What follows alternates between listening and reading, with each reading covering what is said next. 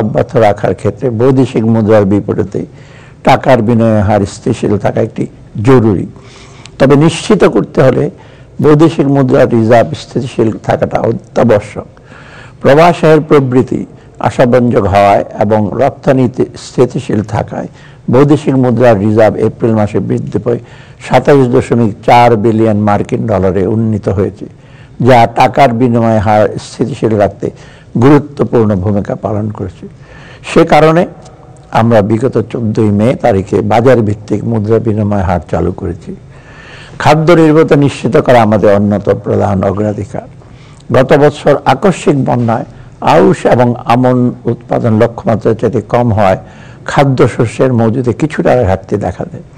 এই ঘাটতি কাটিয়ে উঠতে আমরা 9 লক্ষ মেট্রিক টন চাল এবং 7 লক্ষ মেট্রিক টন গম আমদানির সিদ্ধান্ত নিই, যার আওতায় ইতিমধ্যেই 8,50,000 মেট্রিক টন চাল এবং 2 লক্ষ মেট্রিক টন গম আমদানি করা হয়েছে।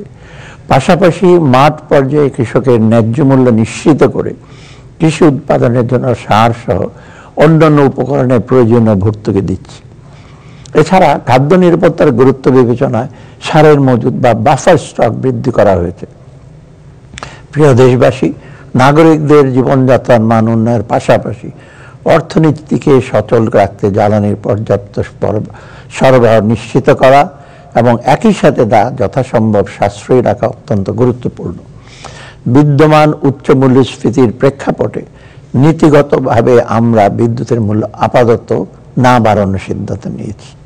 বিদ্যুৎ খাতে প্রদত্ত ভর্তুকির পরিমাণ ক্রমান্বয়ে হ্রাস করার লক্ষ্যে বিদ্যুৎ উৎপাদনের সার্বিক ব্যয় 10% কমানোর পরিকল্পনা হাতে নেওয়া হয়েছে। আমরা বিদ্যুৎ ক্রয় চুক্তিগুলো পর্যালোচনা করছি এবং বিদ্যুৎ উৎপাদন ব্যয় কমাতে এনার্জি অডিট করার উদ্যোগ নিয়েছি। এই বছরের মধ্যে আভ্যন্তরীণ উৎস থেকে 648 মিলিয়ন ঘনফুট গ্যাস সরবরাহ করার এবং 2028 সালের মধ্যে স্থানীয় কূপ থেকে অতিরিক্ত 1500 মিলিয়ন ঘনফুট গ্যাস উত্তোলনের পরিকল্পনা গ্রহণ করা হয়েছে। আমদানির তুলনায় রপ্তানিতে অধিক প্রবৃদ্ধি অব্যাহত থাকায় চলতি হিসাবের ভারসাম্যে ক্রমাগত উন্নতি সাধিত হচ্ছে। 2025 সালের মার্চ মাসের শেষে চলতি হিসাবের ঘাটতি হ্রাস পেয়ে দাঁড়িয়েছে 0.66 বিলিয়ন মার্কিন ডলারে। তবে সরকারের ইচ্ছা সাধন নীতি চলমান থাকায় উন্নয়ন প্রকল্পের গতি কিছুটা স্লথ হয়ে পড়েছে এবং এর ফলে প্রকল্পগুলির জন্য প্রতিশ্রুত বৈদেশিক ঋণধারে ধীর গতি দেখা যাচ্ছে।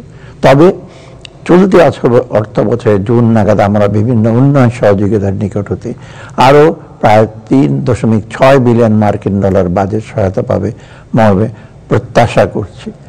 প্রিয় দেশবাসী, মধ্যমেয়াদী অর্থনীতির গতি পুনরুদ্ধারের লক্ষ্যে কর জিডিপি অনুপাত বৃদ্ধির কোনো বিকল্প নেই। অথচ তুলনীয় অনেক দেশের চাইতে বাংলাদেশের কর জিডিপি অনুপাত উল্লেখযোগ্য পরিমাণে কম। রাজস্ব খাতকে আরও গতিশীল করতে এবং রাজস্ব আহরণের স্বচ্ছতা বৃদ্ধি করতে ইতিমধ্যে আমরা বেশ কিছু উল্লেখযোগ্য পদক্ষেপ গ্রহণ করেছি।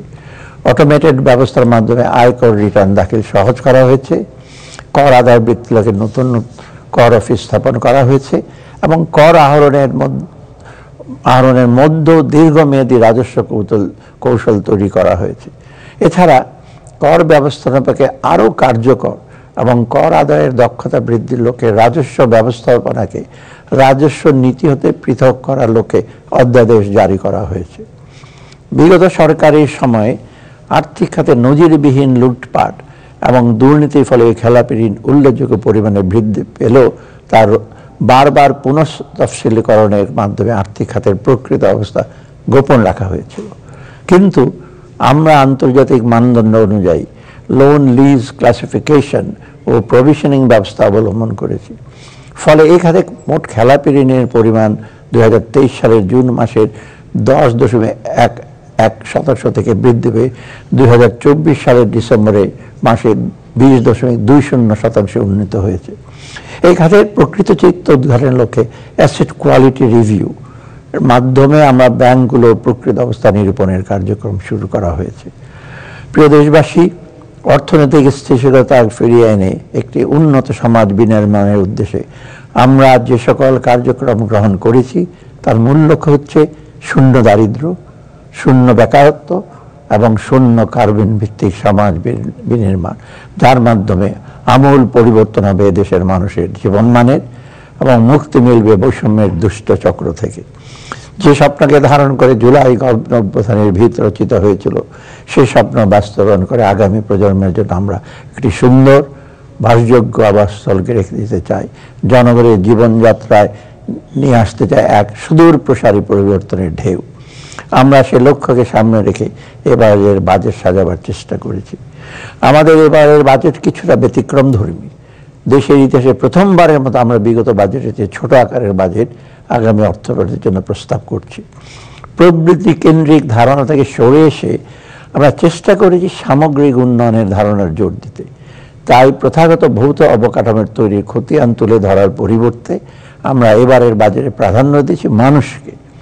মৌলিক অধিকারের নিশ্চয়তা, সুন্দরভাবে বেঁচে থাকার জন্য প্রয়োজনীয় ব্যবস্থা, জীবিকার নিরাপত্তা এবং বৈষম্যহীন পরিবেশ, এই অত্যাবশ্যক উপাদানগুলো ছাড়া যে কোনো রাষ্ট্র অকার্যকর হয়ে পড়ে দুর্বল হয় সমাজের ভিত। এবারের বাজেটে তাই শিক্ষা, স্বাস্থ্য, সুশাসন, নাগরিক সুবিধা, কর্মসংস্থান ইত্যাদি বিষয়ের উপর জোর দেওয়া হয়েছে। পাশাপাশি চতুর্থ বিপ্লব, স্বল্পোন্নত দেশ হতে উত্তরণ এবং জলবায়ু পরিবর্তনের ফলে ক্রমাগত যে সকল সুযোগ সৃষ্টি তার সুবিধা ভোগ এবং যে সকল চ্যালেঞ্জ তৈরি হয়েছে তাকে মোকাবেলা করে টেকসই উন্নয়ন নিশ্চিত করার দিকেও মনোযোগ দেওয়া হয়েছে। প্রিয় দেশবাসী, জুলাই বিপ্লবে আত্মোৎসর্গকারীরা আমাদের সামনে একটি বিরল সুযোগ তৈরি করে দিয়ে গেছেন দেশকে সঠিকভাবে পরিচালিত করে ভবিষ্যতের জন্য শক্ত ভিত গড়ার। আপনাদের সকলের সর্বাত্মক সহযোগিতায় সেই লক্ষ্য পূরণের প্রত্যয় সুশাসন প্রতিষ্ঠা এবং প্রয়োজনীয় প্রাতিষ্ঠানিক সংশয় অঙ্গীকার পূরণে করাই হবে আমাদের দিনে আগামী দিনে আমাদের প্রধান লক্ষ্য। সুশাসন ও প্রাতিষ্ঠানিক সংস্কারের ব্যাপারে প্রিয় দেশবাসী, আমরা গত দেড় দশকে দুর্নীতি এবং সুশাসনের অভাবে দেশের প্রায় সকল প্রতিষ্ঠান ধ্বংসের দ্বারপ্রান্তে পৌঁছেছিল। তাই দেশকে পুনরায় সঠিক পথে ফিরিয়ে আনতে সুশাসন প্রতিষ্ঠা এবং প্রাতিষ্ঠানিক সংস্কারে সর্বোচ্চ গুরুত্ব দেওয়া প্রয়োজন। সে লক্ষ্যে আমাদের অন্তর্বর্তী সরকার প্রয়োজনীয় সংস্কারের রূপরেখা তৈরি করেছে এবং বাস্তবায়নের লক্ষ্যে 11টি সংস্কার কমিশন গঠন করেছে।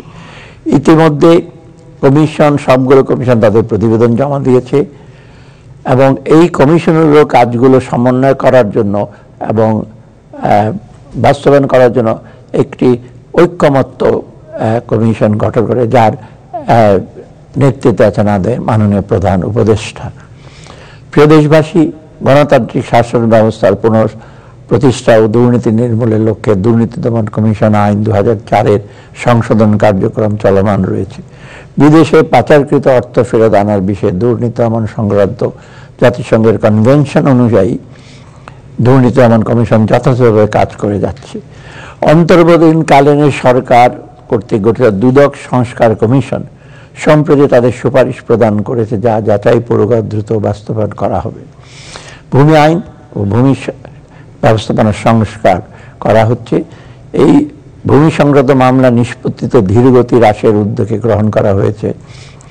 সেই লক্ষ্যে ভূমি সংক্রান্ত ফৌজদারি এবং দেওয়ানি মামলা মোকদ্দমাগুলো হ্রাস করা এবং ভূমি সেবাকে সহজীকরণ লক্ষ্যে প্রয়োজনীয় আইন প্রণয়ন করা হচ্ছে। অটোমেটেড ভূমি ব্যবস্থার আওতায় ভূমি সেবা ডিজিটালাইজ করা হয়েছে। ভূমি প্রশাসন সকল সেবা পরিকাঠামোকে জনগণের নিকট পৌঁছে দেওয়ার লক্ষ্যে ভূমি ব্যবস্থাপনার অটোমেশন প্রকল্প দ্রুতগতিতে এগিয়ে নেওয়া হচ্ছে। অন্তর্বর্তী সরকারের অন্যতম লক্ষ্য হল নির্বাচন ব্যবস্থার সংস্কার।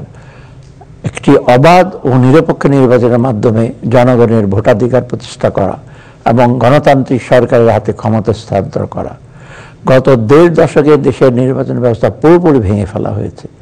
তাই আমরা নির্বাচনী ব্যবস্থার সংস্কারের উপর সর্বোচ্চ অগ্রাধিকার প্রদান করেছি এবং এ লক্ষ্যে বিভিন্ন আইন, নীতিমালা ও আদেশের সংশোধন ও সংস্কারের কার্যক্রম হাতে নিয়েছি। বিচার ব্যবস্থার উন্নয়ন সংস্কারের জন্য সারা দেশের অধস্তন আদালত সমূহ তত্ত্বাবধান করার জন্য হাইকোর্ট বিভাগের 13 জন মাননীয় বিচারপতি সমন্বয়ে 13টি মনিটরিং কমিটি গঠন করা হয়েছে। বাংলাদেশ সুপ্রিম কোর্টের বিচারক নিয়োগের প্রক্রিয়াকে স্বচ্ছ ও নিরপেক্ষ ও জবাবদিহিমূলক সরকার উদ্দেশ্যে সুপ্রিম কোর্টের বিচারক নিয়োগ অধ্যাদেশ 2025 জারি করা হয়েছে। নিরাপত্তা ও সুরক্ষা সেবার উন্নয়নের জন্য আমরা চেষ্টা করছি।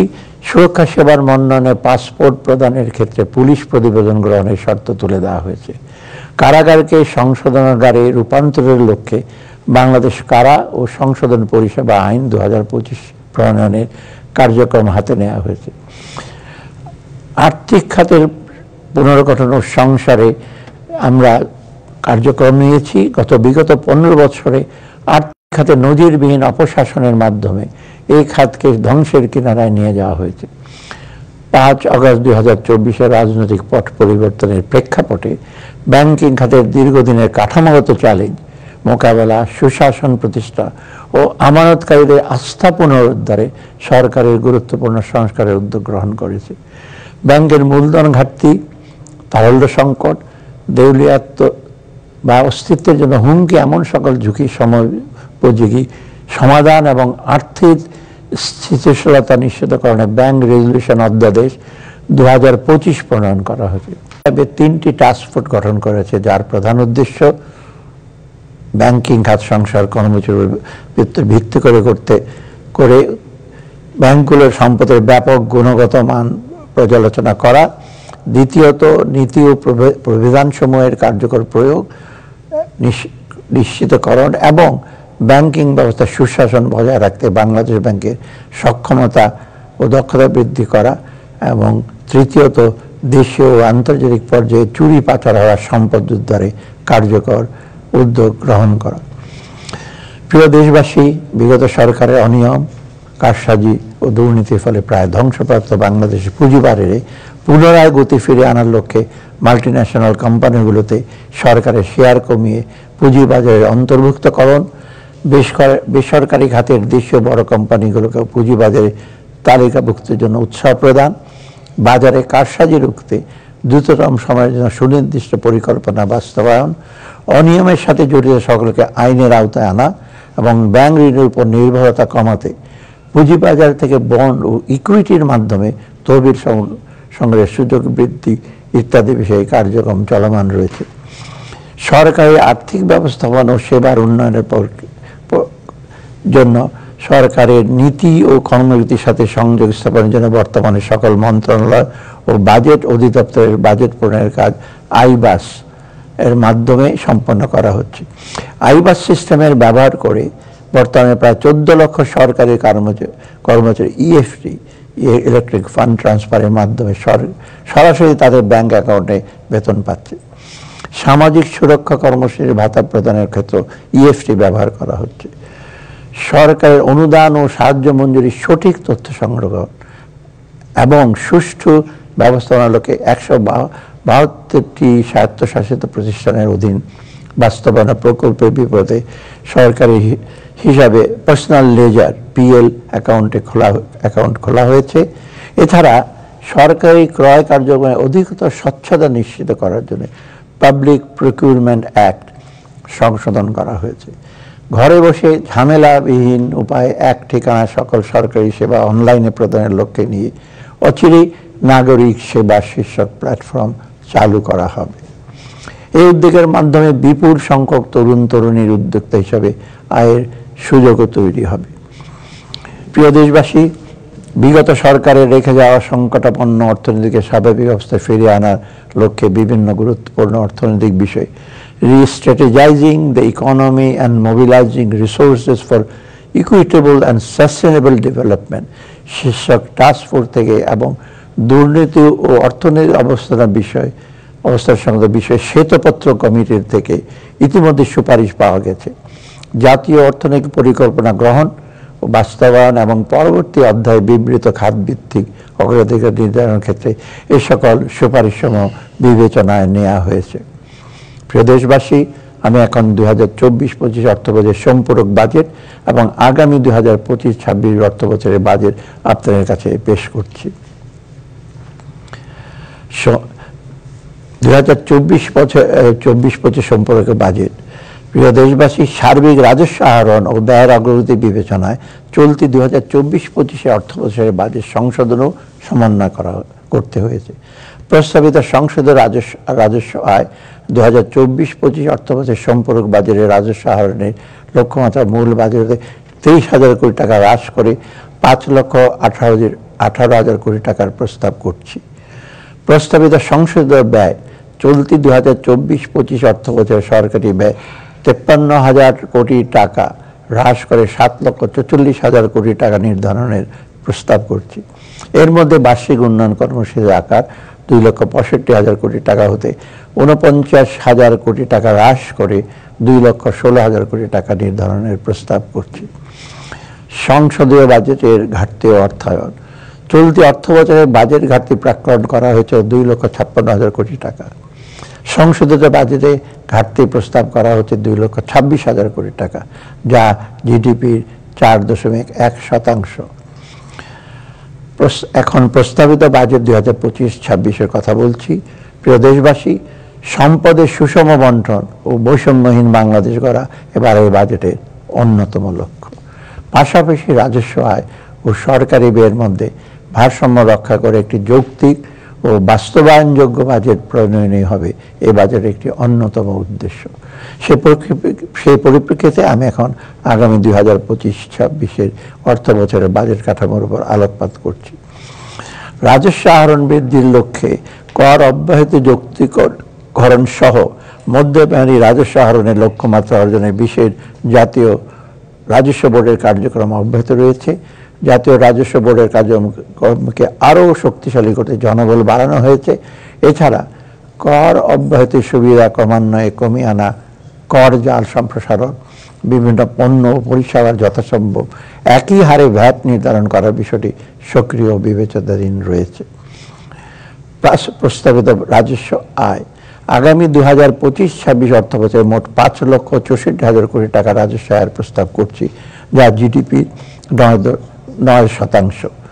এর মধ্যে রাজস্ব বোর্ডের মাধ্যমে 4,99,000 কোটি টাকা এবং অন্যান্য উৎস হতে 65,000 কোটি টাকা সংগ্রহ করার প্রস্তাব করছি।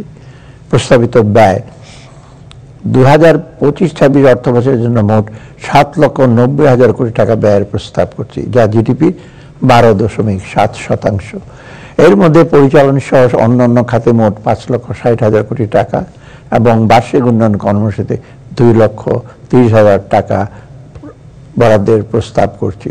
এই প্রসঙ্গে উল্লেখ করতে চাই যে 2015 সালের পর অদ্যাবধি কোনো বেতন কাঠামো প্রণীত না হয় বিষয়টি বিবেচনায় নিয়ে এবারের বাজেটে সরকারি কর্মচারীদের জন্য বিশেষ সুবিধার পরিমাণ বৃদ্ধির প্রস্তাব করছি। প্রস্তাবিত বাজেটের ঘাটতি ও অর্থায়ন আগামী অর্থবছরে আমাদের সামগ্রিক বাজেট ঘাটতি ঋণ সহনীয় পর্যায়ে থাকবে।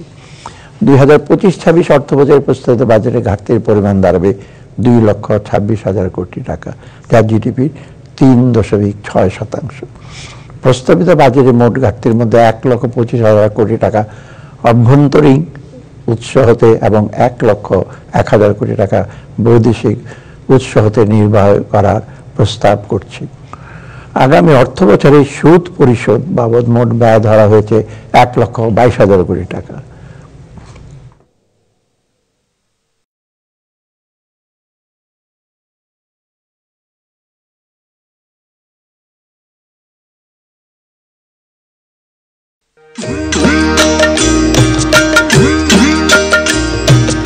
জন্ম আমার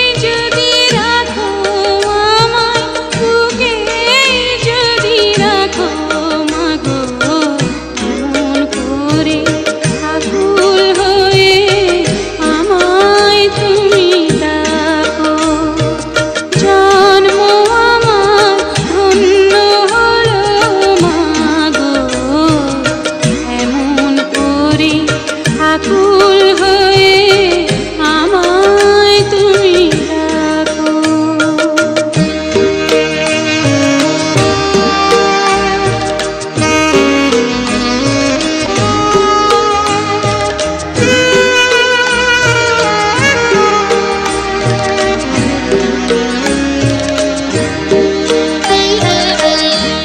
তোমার কথায় কথা বলি পাখির গানের মতো, তোমার দেখায় বিশ্ব দেখি বর্ণ কত শত। তোমার কথায় কথা বলি পাখির গানের মতো, তোমার দেখায় বিশ্ব দেখি বর্ণ কত শত। তুমি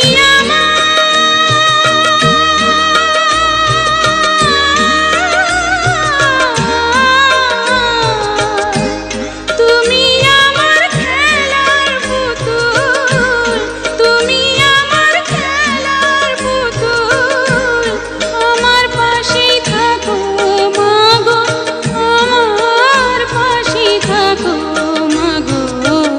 এমন করে আকুল হয়ে আমায় তুমি রাখো।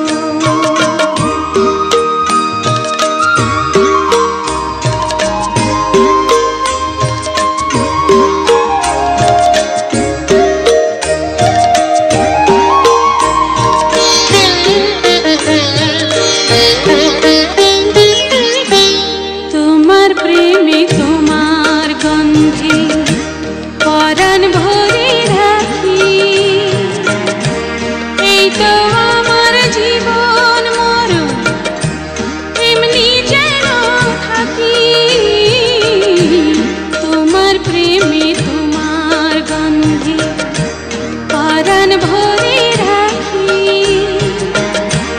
এই তো আমার জীবন মরণ এমনি যেন থাকি।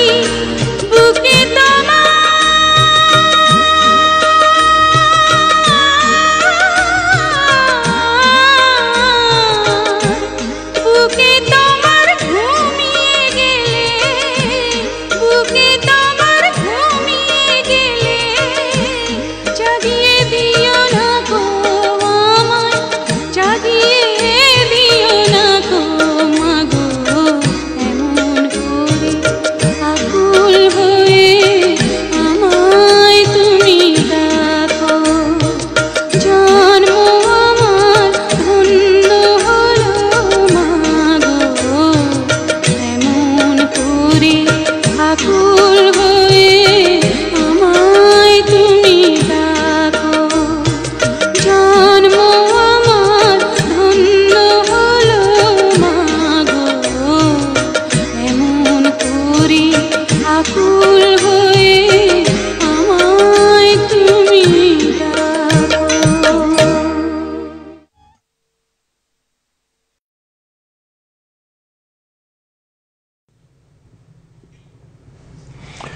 প্রিয় দেশবাসী, এখন আমি খাতভিত্তিক সুনির্দিষ্ট কর্ম পরিকল্পনা উপস্থাপন করছি। প্রথমেই শিক্ষা সম্পর্কে। একটি শক্তিশালী অর্থনৈতিক কাঠামো বিনির্মাণে বিজ্ঞান, প্রযুক্তি, কারিগরি শিক্ষার কোনো বিকল্প নেই। তাই এবারের বাজেটে বিজ্ঞান ভিত্তিক, প্রযুক্তি নির্ভর ও কর্মোপযোগী শিক্ষার পরিবেশ তৈরি এবং যুব কর্মসংস্থানকে বিশেষ অগ্রাধিকার দেওয়া হয়েছে। প্রাথমিক ও গণশিক্ষার উন্নয়নে স্বল্প, মধ্য ও দীর্ঘমেয়াদী সংস্কার কার্যক্রম শুরু হয়েছে, যার মূল লক্ষ্য হল শিক্ষার্থীর জন্য পড়াশোনার উপযুক্ত পরিবেশ সৃষ্টি ও মানসম্পন্ন শিক্ষা প্রদান। প্রাথমিক শিক্ষার উপযুক্ত পরিবেশ নিশ্চিত করতে চলতি অর্থ বছরে সারা দেশে প্রাথমিক বিদ্যালয়গুলোতে প্রায় ৫,৯৪৬টি শ্রেণীকক্ষ নির্মাণ, ১৭,১৬৪টি ওয়াশ ব্লক নির্মাণ, ৪,৪৫০টি টিউবওয়েল স্থাপন করা হয়েছে। এছাড়া চলতি শিক্ষাবর্ষে প্রাথমিক থেকে পঞ্চম শ্রেণী পর্যন্ত ৯,১৯,৫০,৪৯২টি বই বিতরণ করা হয়েছে। প্রাথমিক স্তরে শতভাগ শিক্ষার্থীকে ইএফটির মাধ্যমে উপবৃত্তি প্রদান করা হয়েছে। আগামী অর্থ বছরে সরকারি প্রাথমিক বিদ্যালয় ফিডিং কর্মসূচির জন্য 2,164 কোটি টাকা বরাদ্দ রাখার প্রস্তাব করছি। প্রাথমিক ও গণশিক্ষার গুরুত্ব বিবেচনায় আগামী 2025-26 অর্থ বছরে এই খাতে 25,403 কোটি টাকা বরাদ্দের প্রস্তাব করছি। মাধ্যমিক ও উচ্চশিক্ষা ব্যবস্থাকে যুগোপযোগী আধুনিক ও বিশ্বমানের উন্নতিকরণের লক্ষ্যে সকল বেসরকারি বিশ্ববিদ্যালয়গুলোতে আন্তর্জাতিক মানের আউটকাম বেজ এডুকেশন OBE পদ্ধতিতে কারিকুলাম হালনাগাদ করা হয়েছে। মাধ্যমিক ও উচ্চশিক্ষা বিভাগের আওতায় 62টি প্রকল্পের মাধ্যমে 1,957 কোটি টাকা ব্যয়ে শিক্ষা অবকাঠামো উন্নয়ন সহ বিভিন্ন কার্যক্রম বাস্তবায়ন করা হচ্ছে। এছাড়া চলতি অর্থ বছরে মাধ্যমিক পর্যায়ে 51 লক্ষ, উচ্চ মাধ্যমিক পর্যায়ে 8 লক্ষ এবং স্নাতক পর্যায়ে 1,65,000 অসচ্ছল মেধাবী শিক্ষার্থীকে উপবৃত্তি প্রদানের ব্যবস্থা করা হয়েছে। মাধ্যমিক ও উচ্চ মাধ্যমিক পর্যায়ে সংশোধিত পাঠ্যপুস্তক শিক্ষার্থীদের মাঝে সরবরাহ লক্ষ্যে 1,626 কোটি টাকা বরাদ্দ রাখার প্রস্তাব করছি। এমপিওভুক্ত শিক্ষকদের বোনাস বৃদ্ধি এবং গ্র্যাচুইটি প্রদান সহ সকল স্তরের শিক্ষকদের মানব সম্পদ উন্নয়নের জন্য প্রয়োজনীয় কার্যক্রম গ্রহণ করা হচ্ছে। 2025-26 অর্থ বছরের মাধ্যমিক ও উচ্চশিক্ষায় মোট 47,563 কোটি টাকা বরাদ্দের প্রস্তাব করছি। 2024-25 অর্থ বছরের বাজেটে এই খাতে বরাদ্দ ছিল 44,108 কোটি টাকা। কারিগরি ও মাদ্রাসা শিক্ষা, বর্তমানে কারিগরি শিক্ষায় এনরোলমেন্টের হার 19%। 2025 সালের মধ্যে এটাকে 20% উন্নত করতে প্রতিটি বিভাগীয় পর্যায়ে মহিলা পলিটেকনিক ও ইঞ্জিনিয়ারিং কলেজ, জেলা পর্যায়ে পলিটেকনিক এবং উপজেলা পর্যায়ে টেকনিক্যাল স্কুল প্রতিষ্ঠা করা হচ্ছে। মাদ্রাসা শিক্ষার উন্নয়নে 1,135টি মাদ্রাসা ভবন নির্মাণ সম্পন্ন হয়েছে এবং 513টি বহুতল ভবনের কাজ চলমান রয়েছে। 493টি মাদ্রাসায় মাল্টিমিডিয়া ক্লাসরুম স্থাপন করা হয়েছে। এছাড়া ইবতেদায়ী পর্যায়ে বৃত্তি প্রদান এবং মাদ্রাসাসমূহ এমপিওভুক্ত বাবদ 728 কোটি টাকা বরাদ্দ রাখার প্রস্তাব করছি। কারিগরি ও মাদ্রাসা শিক্ষা বিভাগের জন্য 2025 অর্থ বছরে 12,678 কোটি টাকা বরাদ্দের প্রস্তাব করছি। 2024-25 এই অর্থ বছরে বাজেটে খাতে বরাদ্দ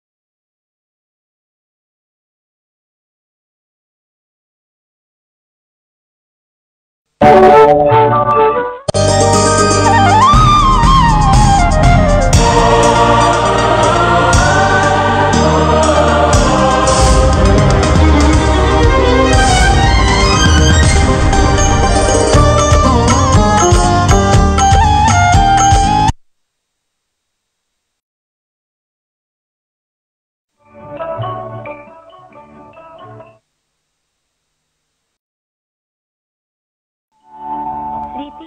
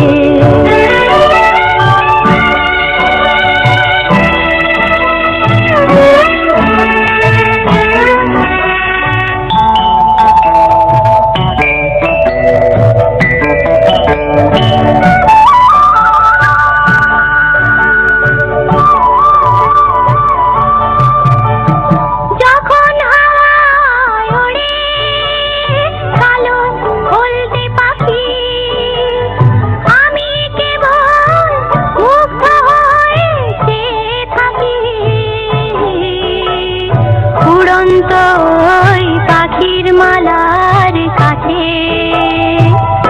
আমার অনেক ঋণ আছে, ঋণ আছে।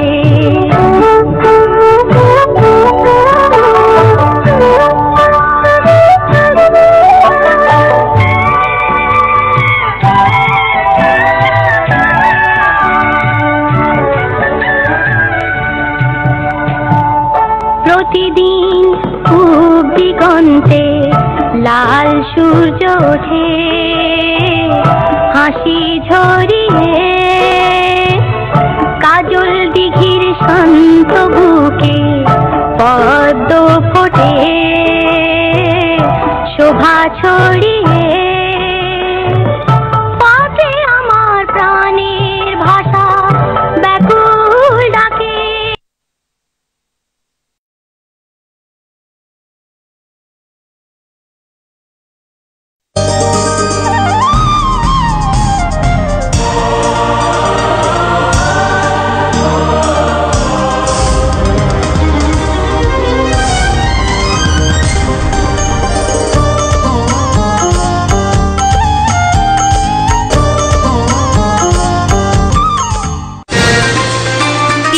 মুবারক। পবিত্র ঈদ উল আজহা উপলক্ষে বাংলাদেশ টেলিভিশনের বিশেষ আয়োজন, বিশেষ ম্যাগাজিন অনুষ্ঠান আনন্দ মেলা। সবাইকে জানাই ঈদ মুবারক। ঈদ মানে আনন্দ, ঈদ মানে খুশি। বন্ধু আমার বাড়ি আইসো, প্রেমের বাক্স দেব খুইলে। নূরজাহান, নূরজাহান, নূরজাহান। কি ভ্যান নিয়ে আপনি আনন্দ মেলার মঞ্চে কেন আসছেন? আমি বললাম এনে মেলা মানুষ, এই জন্য ফল বেচতে এটার ভিতরে পড়লাম। আমি পূরব দেশের পুরো নারী, আমি পূরব দেশের পুরো নারী। বসে আছি একা কাঁচার দিকে উদাস, বৃষ্টি শেষে রূপালি আকাশ। তুমি যে কুরবানি ঈদের জন্য ভেড়া এনেছো না, আমি তাকে ঘাস খাওয়িয়েছি। সোহাগ চাঁদ বদনি ধনি নাচো তো দেখি, নিশা লাগিল রে, বাঁকা দুই নয়নে নিশা লাগিল রে। আপনি কি কখনো মাঠে ড্রাইভ দিয়েছেন? ইয়েস। এই মুহূর্তে আপনার নিশ্চয়ই সেলফি তুলতে মন চাইছে না? চাচ্ছে আপনার সঙ্গে। আমি রজনীগন্ধা ফুলের মতো গন্ধ বিলিয়ে যাই। উপস্থাপনা ইন্তেখাব দিনার ও নুসরাত ইমরোজ তিশা। প্রযোজনা শাহরিয়ার মোহাম্মদ হাসান, হাসান রিয়াদ ও মামুন মাহমুদ। দেখবেন ঈদের দিন রাত 10টায়। প্রাণের যত বেদনা লুকাতে চাই। ঈদের এই বর্ণিল আয়োজনে বাংলাদেশ টেলিভিশনের সঙ্গেই থাকুন।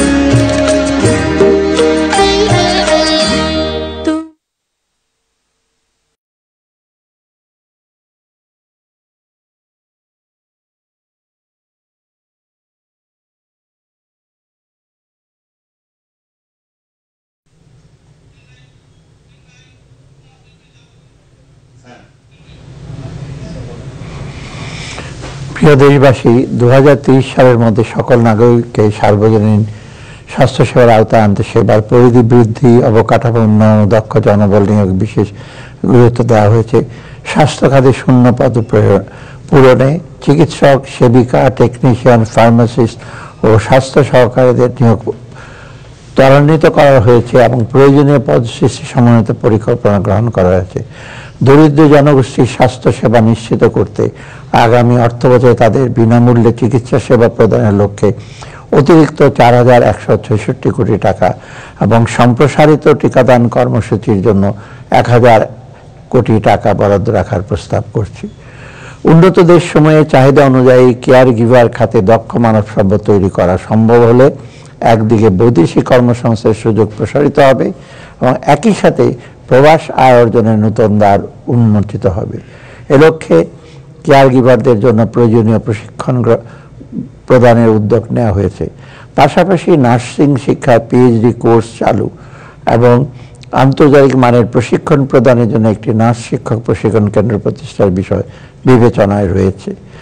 জাতীয় উন্নয়নে স্বাস্থ্য খাতের গুরুত্ব বিবেচনায় 2025-26 অর্থবছরে স্বাস্থ্য ও পরিবার কল্যাণ মন্ত্রণালয়ের জন্য 41,908 কোটি টাকা বরাদ্দের প্রস্তাব করছি। 2024-25 অর্থবছরের বাজেটে এই বাবদ বরাদ্দ ছিল 41,407 কোটি টাকা। কর্মসংস্থান ও দক্ষতা উন্নয়নে তরুণ উদ্যোক্তা এবং যুব সমাজের জন্য আত্মকর্মসংস্থান সৃষ্টি করা এবং যুব সমাজের অমিত শক্তি ও সম্ভাবনাকে কাজে লাগিয়ে দক্ষ যুবশক্তি গড়ে তোলা এবং তাদের আত্মকর্মসংস্থান সৃষ্টির লক্ষ্যে আমরা কাজ করছি। এসব দেশ বদলায়, পৃথিবী বদলায় প্রতিপাদ্যকে ঘিরে বিপুল উৎসব উদ্দীপনা নিয়ে তারুণ্যের উৎসব 2025 উদযাপন করা হয়েছে। কর্মসংস্থান সৃষ্টির লক্ষ্যে সারা দেশের সফল যুব উদ্যোক্তাদের জন্য ঋণের সিলিং বৃদ্ধি করে 5 লক্ষ টাকা উন্নীত করা হয়েছে। এছাড়া তরুণ উদ্যোক্তা সৃষ্টির লক্ষ্যে 100 কোটি টাকার একটি বিশেষ তহবিল গঠন করার প্রস্তাব করছি। তরুণ উদ্যোক্তাদের জন্য এমন তহবিল এবারই প্রথম। জুলাই গণ অভ্যুত্থানের আহত ও শহীদ পরিবারের সদস্যদের জন্য আত্মকর্মসংস্থান সৃষ্টির প্রকল্প গ্রহণ করা হয়েছে। তরুণ যুবাদের দেশের উন্নয়নে আরও গভীরভাবে সম্পৃক্ত করার লক্ষ্যে আগামী অর্থবছরে তারুণ্যের উৎসব উদযাপনের জন্য 100 কোটি টাকা বরাদ্দ রাখার প্রস্তাব করছি। দক্ষতা উন্নয়নে দেশের তরুণ জনশক্তিকে আভ্যন্তরীণ ও বৈশ্বিক শ্রম অনুযায়ী চাহিদা অনুযায়ী যুগোপযোগী করে তোলার জন্য কারিগরি প্রশিক্ষণ কারিকুলাম তৈরি করে বিশ্বমানের কারিগরি প্রশিক্ষণ সনদপত্র প্রদানের ব্যবস্থা গ্রহণ করা হয়েছে। পাশাপাশি চাহিদা নিরূপণ, চাহিদা অনুযায়ী কারিকুলাম প্রণয়ন এবং কারিকুলাম অনুযায়ী শিক্ষা প্রশিক্ষণ করে জব প্লেসমেন্ট নিশ্চিত করার লক্ষ্যে শিল্প প্রতিষ্ঠান, প্রশিক্ষণ প্রতিষ্ঠান ও একাডেমিয়ার মধ্যে যোগসূত্র স্থাপনের কার্যক্রম চলমান। বৈদেশিক কর্মসংস্থান। প্রিয় দেশবাসী, বিদেশগামী কর্মীদের বহির্গমনের প্রক্রিয়াকরণের সকল কাজ ডিজিটাল পদ্ধতিতে সম্পন্ন করার উদ্যোগ গ্রহণ করা হয়েছে। ইতিমধ্যে 6টি জেলায় বহির্গমন ছাড়পত্র প্রদানের ব্যবস্থা করা হয়েছে এবং পর্যায়ক্রমে সকল জেলা পর্যায়ে সুবিধা বিস্তৃত করা হবে। শ্রমিকদের কল্যাণ ও নিরাপত্তা বিধানে বিদ্যমান উচ্চ মূল্যস্ফীতি বিবেচনায় ডিসেম্বর 2024 থেকে বাৎসরিক মজুরি বৃদ্ধির হার শতকরা 5 ভাগ থেকে বৃদ্ধি করে শতকরা 9 ভাগে উন্নীত করা হয়েছে। Tannery, soap and cosmetics, cold storage, দর্জি কারখানার নিম্নতম মজুরি ঘোষণা করা হয়েছে। আগামী 3 বছরে আরও 15টি শিল্প সেক্টরের নিম্নতম মজুরি পুনর্নির্ধারণ করা হবে। কৃষি খাদ্য নিরাপত্তা। কৃষি ফলন বৃদ্ধির লক্ষ্যে প্রতিকূল পরিবেশ সহিষ্ণু জাত ও উন্নতর চাষাবাদ প্রযুক্তি উদ্ভাবন, সুলভ মূল্যে কৃষি উপকরণ সরবরাহ, সেচ এলাকা সম্প্রসারণ, বিপণন ব্যবস্থার উন্নয়ন, কৃষি যান্ত্রিকীকরণ ইত্যাদি ক্ষেত্রে কার্যক্রম চলমান রয়েছে। বন্যায় ক্ষতিগ্রস্ত ক্ষুদ্র ও প্রান্তিক কৃষকদের সহায়তা প্রদান করা হয়েছে। বিভিন্ন দেশ হতে সার আমদানি এবং দেশে ইউরিয়া সার উৎপাদনের বাবদ প্রয়োজনীয় ভর্তুকি প্রদান করা হচ্ছে। প্রিয় দেশবাসী, উৎপাদিত কৃষি পণ্যের অপচয় রোধ করা সহ সার্বিক কৃষি উৎপাদন ব্যবস্থা শক্তিশালী করার লক্ষ্যে প্যাকেজিং সহ হিমাগার ও কোল্ড চেইন কাঠামো শক্তিশালীকরণ, কৃষি পণ্য পরিবহন ব্যবস্থা উন্নয়ন, কৃষি পণ্যের সাপ্লাই চেনের সকল অংশীদারের একটি পূর্ণাঙ্গ ডাটাবেস তৈরি করা, বিশেষায়িত কৃষি প্রক্রিয়াজাতকরণ অঞ্চল প্রতিষ্ঠা করা ইত্যাদি কার্যক্রম জোরদার করা হয়েছে। খাদ্য নিরাপত্তা, দারিদ্র্য বিমোচন এবং নিম্ন আয়ের জনগোষ্ঠীর খাদ্য নিরাপত্তা নিশ্চিত করার লক্ষ্যে ওএমএস এবং খাদ্য বান্ধব কর্মসূচি চলমান রয়েছে। বর্তমানে 1901টি কেন্দ্রের মাধ্যমে সারা দেশে ওএমএস কার্যক্রম পরিচালিত হচ্ছে। তালিকাভুক্ত চা বাগানের শ্রমিকদের মাঝে প্রতি কেজি 19 টাকা দরে গম বিতরণ করা হচ্ছে। এছাড়া ভালনারেবল উইমেন বেনিফিট কর্মসূচির আওতায় 10,40,000 দুস্থ মহিলাকে মাসে 30 কেজি হারে চাল প্রদান করা হচ্ছে। প্রিয় দেশবাসী, আগামী অর্থবছরে খাদ্য গুদামের ধারণ ক্ষমতা 37 লক্ষ মেট্রিক টনের উন্নতিকরণ এবং খাদ্যশস্য ব্যবস্থাপনার প্রাতিষ্ঠানিক সক্ষমতা বৃদ্ধির জন্য কর্মপরিকল্পনা গ্রহণ করা হয়েছে। মৎস্য ও প্রাণী সম্পদ, দেশবাসী দেশের ক্রমবর্ধমান নিরাপদ প্রাণীজ আমিষের চাহিদা পূরণের ক্ষেত্রে মৎস্য এবং গবাদি পশু হাঁস মুরগির টেকসই জাত উন্নয়নে এবং রোগ নিয়ন্ত্রণের মাধ্যমে কাঙ্ক্ষিত উৎপাদনের লক্ষ্যে কর্মপরিকল্পনা গ্রহণ করা হয়েছে। জাতিসংঘ খাদ্য কৃষি সংস্থার the state of the world fisheries aquaculture 2024-এর প্রতিবেদন অনুযায়ী আভ্যন্তরিক মুক্ত জলাশয়ে মাছ উৎপাদনে বাংলাদেশ দ্বিতীয় এবং বদ্ধ জলাশয়ে চাষকৃত মাছ উৎপাদনে 5ম স্থানে রয়েছে। মিঠা পানির মাছ উৎপাদন বৃদ্ধির লক্ষ্যে প্রতি বছর 29 মে হতে 28 জুন পর্যন্ত হাওর এলাকার সকল ধরনের মাছ ধরা বন্ধ রাখার জন্য সরকারি নির্দেশনা জারি করা হয়েছে। সামুদ্রিক জলসীমায় 15 এপ্রিল হতে 11 জুন পর্যন্ত সকল প্রকার মৎস্য আহরণ নিষিদ্ধ করা হয়েছে। দেশের মানুষের আমিষের চাহিদা বিবেচনা রেখে আগামী 2025-26 অর্থবছরে 52,55,000 মেট্রিক টন মৎস্য উৎপাদনের লক্ষ্যমাত্রা নির্ধারণ করা হয়েছে। প্রিয় দেশবাসী, 2025-26 অর্থবছরে কৃষি, খাদ্য এবং মৎস্য প্রাণী সম্পদ মন্ত্রণালয়ের জন্য মোট 39,620 কোটি টাকা বরাদ্দের প্রস্তাব করছে, যা 2024-25 অর্থবছরে 38,279 কোটি টাকা। সামাজিক নিরাপত্তা এবং অন্তর্ভুক্তিমূলক উন্নয়ন। প্রিয় দেশবাসী, দরিদ্র প্রান্তিক ও ঝুঁকিগ্রস্ত জনগোষ্ঠীর দারিদ্র্য হ্রাস, সামাজিক বৈষম্য হ্রাস এবং জীবনযাত্রার মান উন্নয়ন নিশ্চিত করতে এবারের বাজেটে সুবিধাভোগীর সংখ্যা এবং মাথাপিছু বরাদ্দ উভয় বৃদ্ধি করার দিকে নজর দিয়েছে। এই প্রেক্ষাপটে আগামী অর্থ বছর থেকে বেশ কিছু ভাতার হার বৃদ্ধি করার প্রস্তাব করছি। এর মধ্যে কয়েকটি উল্লেখযোগ্য হলো বয়স্ক ভাতার মাসিক হার 600 টাকা হতে 650 টাকায়, বিধবা ও স্বামীদের নিগৃহীতা মহিলাদের মাসিক ভাতা 550 থেকে 650 টাকায়, প্রতিবন্ধীদের মাসিক ভাতা 850 থেকে 900 টাকায় এবং মা ও শিশু সহায়তা কর্মসূচির আওতায় প্রদত্ত মাসিক ভাতার হার 800 টাকা থেকে 850 টাকা বৃদ্ধি। এছাড়া অনগ্রসর জনগোষ্ঠীর জন্য মাসিক ভাতার হার 650 কোটি টাকা উন্নত করার প্রস্তাব করছি। প্রিয় দেশবাসী, মূল্যস্ফীতি কষাঘাত থেকে প্রান্তিক জনগোষ্ঠীকে সুরক্ষা দিতে জানুয়ারি 2025 হতে ট্রেডিং কর্পোরেশন অফ বাংলাদেশের মাধ্যমে স্মার্ট ফ্যামিলি কার্ডের ভিত্তিতে 57 লক্ষ পরিবারকে মসুর ডাল, সয়াবিন তেল ইত্যাদি নিত্য প্রয়োজনীয় পণ্য সরবরাহ করা হচ্ছে। এছাড়া আমি খাদ্য বান্ধব কর্মসূচির মেয়াদ আগামী অর্থ বছরে 6 মাসে উন্নত করার প্রস্তাব করছি। একই সাথে বর্তমানে সহায়তাপ্রাপ্ত 50 লক্ষ পরিবারের অতিরিক্ত আরও 5 লক্ষ পরিবারকে এর আওতাভুক্ত করার প্রস্তাব করছি।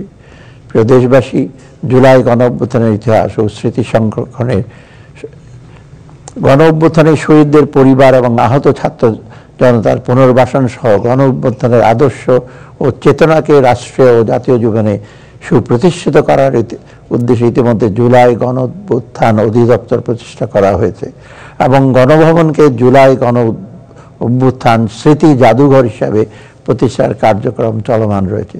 শীঘ্রই জুলাই গণঅভ্যুত্থানের শহীদদের পরিবার এবং আহতদের জন্য ভাতা প্রদানের লক্ষ্যে নীতিমালা প্রণয়ন করা হবে। এছাড়াও তাদের চিকিৎসা ও পুনর্বাসনের জন্য প্রয়োজনীয় কার্যক্রম গ্রহণ করা আছে। আগামী 2025-26 অর্থবছরে জুলাই গণ অভ্যুত্থানের শহীদদের পরিবার এবং আহতদের জন্য 425 কোটি 20 লক্ষ টাকা বরাদ্দ রাখার প্রস্তাব করছি। সামাজিক নিরাপত্তা খাতের ব্যাপ্তি এবং গুরুত্ব বিবেচনা আগামী 2025-26 অর্থবছরে 1,26,731 কোটি টাকা বরাদ্দ রাখার প্রস্তাব করছে। এক্ষেত্রে পেনশন ব্যতীত সামাজিক নিরাপত্তা বিস্তৃতির জন্য 2025-26 অর্থবছরে বরাদ্দের পরিমাণ দাঁড়াবে 91,297 কোটি টাকা। বিনিয়োগ, শিল্প ও বাণিজ্য। প্রিয় দেশবাসী, দেশে বেসরকারি বিনিয়োগ বৃদ্ধি করতে হলে উপযুক্ত পরিবেশ সৃষ্টি করা, তাই বিনিয়োগের পথে বিদ্যমান অন্তরায়গুলো চিহ্নিত করে তার দ্রুত সময় দূর করার বিষয়ে আমরা সর্বোচ্চ চেষ্টা করছি। বিনিয়োগকারীদের দ্রুত ও সহজ সেবা প্রদানের লক্ষ্যে ওয়ান স্টপ সার্ভিস পোর্টাল হতে বর্তমানে 43টি সংস্থার 134টি সেবা প্রদান করা হয়েছে। এছাড়া ব্যবসা বা পরিবেশ উন্নয়ন একটি সিঙ্গেল প্ল্যাটফর্মে আবেদন ও প্রক্রিয়াকরণ ও সেবা প্রদানের উদ্দেশ্যে জাতীয় রাজস্ব বোর্ডের আওতায় বাংলাদেশ সিঙ্গেল উইন্ডো BSW খোলা হয়েছে। বিদেশি বিনিয়োগ বৃদ্ধির জন্য বিনিয়োগকারীদের জন্য একটি পাইপলাইন তৈরি করা হচ্ছে। এর মাধ্যমে বিনিয়োগের প্রতিশ্রুতিকে ট্র্যাকিংয়ের মাধ্যমে প্রকৃত বিনিয়োগে রূপান্তর করা হবে। এছাড়া দেশের সম্ভাবনাময় ক্ষেত্রসমূহে সরকারি বেসরকারি অংশীদারত্বের মাধ্যমে বিনিয়োগ প্রকল্প বাস্তবায়নে উৎসাহিত করার দিকেও আমরা বিশেষ নজর দিচ্ছি। এ লক্ষ্যে পাবলিক প্রাইভেট পার্টনারশিপের তহবিল হিসাবে আগামী অর্থবৎসরে 5,040 কোটি টাকা বরাদ্দ রাখার প্রস্তাব করছি। প্রিয় দেশবাসী, সরকারি বিনিয়োগের ক্ষেত্রে কম গুরুত্বপূর্ণ ও রাজনৈতিক বিবেচনায় গৃহীত বেশ কিছু প্রকল্প বাদ দেওয়া হয়েছে। বিনিয়োগ প্রকল্প গ্রহণের ফলে গ্রিন হাউস গ্যাস নিঃসরণ হ্রাস বৃদ্ধি, অর্থাৎ পরিবেশ ও প্রতিবেশের উপর প্রভাব নিরূপণে এবং জলবায়ু পরিবর্তনের কারণে সৃষ্ট দুর্যোগের প্রভাব মোকাবিলায় বিবেচ্য প্রকল্প কতটুকু সহনশীল তা প্রকল্প প্রক্রিয়াকরণের সময় যাচাই ও মূল্যায়ন করা হচ্ছে। প্রিয় দেশবাসী, আমরা সিদ্ধান্ত নিয়েছি 2026 সালের নভেম্বর মাসে স্বাভাবিক নিয়মে স্বল্পোন্নত দেশের তালিকাতে আনুষ্ঠানিক উত্তরণ পরবর্তী সময়ে চ্যালেঞ্জসমূহ মোকাবেলায় ভবিষ্যতের কর্ম পরিকল্পনা সমূহ চিহ্নিত করে ইতিমধ্যে স্মুথ ট্রানজিশন স্ট্র্যাটেজি STS প্রণয়ন করা হয়েছে। বাণিজ্যিক খাতের প্রতিযোগিতা সক্ষমতা বৃদ্ধির লক্ষ্যে লজিস্টিক্স খাতের উন্নয়ন সহ স্বল্প ও দীর্ঘমেয়াদী পরিকল্পনা গ্রহণ করা হচ্ছে এবং বাণিজ্য সম্ভাবনাময় বিভিন্ন দেশ ও আঞ্চলিক অর্থনৈতিক জোটের সাথে বাণিজ্য চুক্তি স্বাক্ষর সহ বিভিন্ন পদক্ষেপ বাস্তবায়নের কাজ চলমান রয়েছে। ক্ষুদ্র ও মাঝারি শিল্পের উন্নয়ন। প্রিয় দেশবাসী, 2023-24 অর্থবছরের প্রেক্ষাপট অনুযায়ী বাংলাদেশের GDP-তে কুটির ক্ষুদ্র মাঝারি শিল্পের অবদান প্রায় 11.89%। সম্ভাবনাময় এই খাতের বিকাশের সংশ্লিষ্ট উদ্যোক্তাদের দক্ষতা বৃদ্ধি এবং ব্যবসার পরিবেশ উন্নয়নের লক্ষ্যে বিভিন্ন কার্যক্রম চলমান রয়েছে। আগামী 3 বছরের মধ্যে এই খাতের বিকাশে 15,000 নতুন উদ্যোক্তা তৈরি, 25,000 উদ্যোক্তাকে দক্ষতামূলক ও কারিগরি প্রশিক্ষণ প্রদান, বিভাগীয় শহরে SME প্রোডাক্ট ডিসপ্লে ও সেলস সেন্টার স্থাপন, জেলা শহরে আঞ্চলিক SME পণ্য মেলা আয়োজন, CSME SMEর উদ্যোক্তাদের কেন্দ্রীয় ডাটাবেস প্রতিষ্ঠা, নারী উদ্যোক্তা সহ প্রান্তিক পর্যায়ে CMSMEর খাতের 10,000 উদ্যোক্তাকে 1,000 কোটি টাকা ঋণ বিতরণ, ডিজিটাল প্ল্যাটফর্মের মাধ্যমে 3,000 নারী উদ্যোক্তাদের সাথে কর্পোরেট ক্রেতা প্রতিষ্ঠানের সংযোগ স্থাপন ইত্যাদি কার্যক্রম বাস্তবায়নের পরিকল্পনা গ্রহণ করা হয়েছে। নারী ও শিশুর কল্যাণ। প্রিয় দেশবাসী, নারী সুরক্ষা নিশ্চিত করতে জাতীয় মহিলা প্রশিক্ষণ ও উন্নয়ন একাডেমির মাধ্যমে মহিলাদের জন্য দক্ষতা ভিত্তিক কর্মসূচি গ্রহণ করা হয়েছে এবং উপজেলা পর্যায়ে মহিলা প্রশিক্ষণ কেন্দ্রের মাধ্যমে প্রশিক্ষণ প্রদান করা হচ্ছে। নারীর ক্ষমতায়ন ও দারিদ্র্য বিমোচনে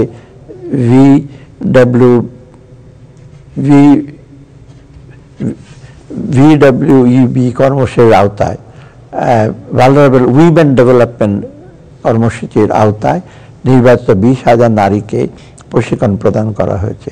নারী উদ্যোক্তাদের জন্য ব্যবসার পরিবেশ অধিকতর উন্নত করে তাদেরকে অর্থনৈতিক ক্ষমতায়ন সুদৃঢ় করার লক্ষ্যে আগামী অর্থ বছরে 125 কোটি টাকার তহবিল বরাদ্দের প্রস্তাব করছি। প্রিয় দেশবাসী, কর্মজীবী নারীর পাশাপাশি অনেক নারী হোম মেকার হিসেবে তাদের শ্রম এবং সময় উৎসর্গ করছেন, কিন্তু তাদের এই গুরুত্বপূর্ণ ভূমিকাকে প্রায়শই যথাভাবে মূল্যায়ন করা হয় না। আমি সরকার এবং আপামর জনসাধারণের পক্ষ থেকে তাদের প্রতি গভীর শ্রদ্ধা এবং কৃতজ্ঞতা জ্ঞাপন করছি।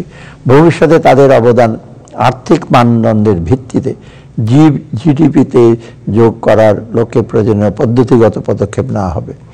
জুলাই বিপ্লবে শিশু শহীদদের 84টি পরিবারকে আর্থিক সহায়তা প্রদান করা হয়েছে এবং এই বিপ্লবে আহত শিশুদের মূল ধারায় ফিরিয়ে আনতে প্রচেষ্টা অব্যাহত রয়েছে।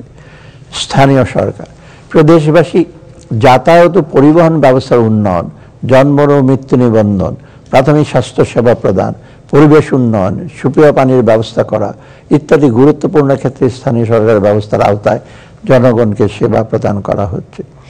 আধুনিক নগর ব্যবস্থা গড়ে তোলার জন্য বিভিন্ন শহরে সড়ক অবকাঠামো উন্নয়ন, নিরাপদ পানি সরবরাহ, ড্রেনেজ ব্যবস্থা উন্নয়ন, আধুনিক পয় নিষ্কাশন ও প্রাথমিক বর্জ্য ব্যবস্থাপনা নিশ্চিত করতে বিভিন্ন স্বল্প ও দীর্ঘমেয়াদী কর্মসূচি গ্রহণ করা হচ্ছে।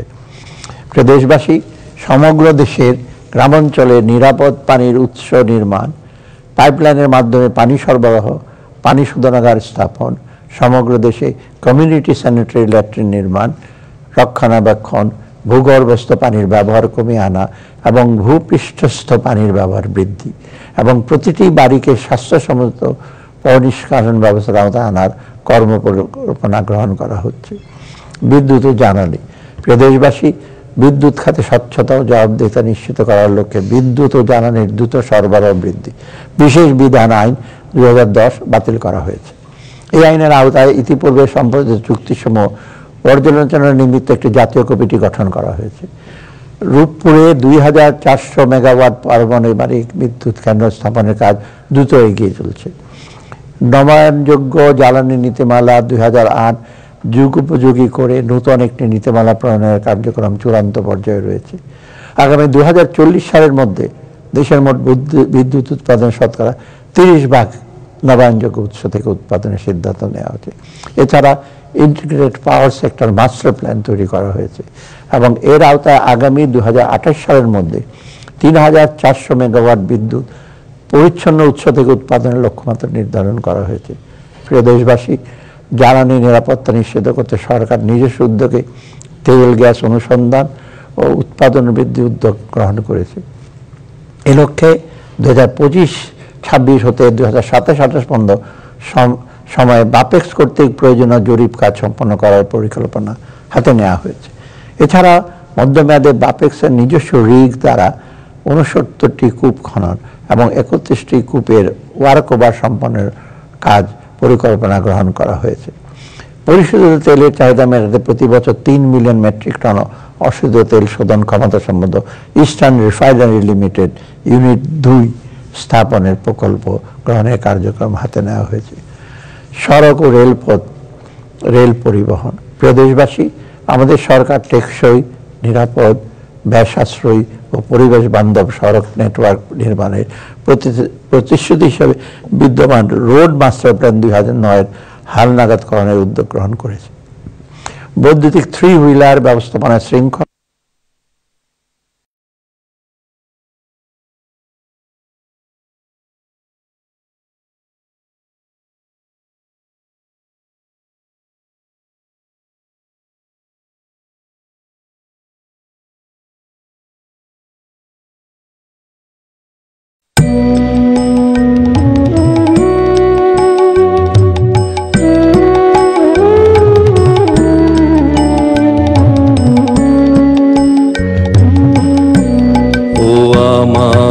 দেশের মাটি তোমার পরে ঠেকাই মাথা, ও আমার দেশের মাটি তোমার পরে ঠেকাই মাথা।